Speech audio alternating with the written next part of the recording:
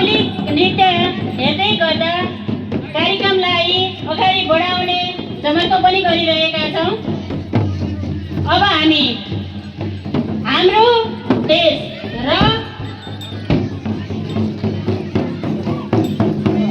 नेपाल र नेपालीको उच्च सम्मान गर्दै हामी एकछिन भइसकेको छ, तर यहाँ तल जानु पर्यो नि त, रेडी छ।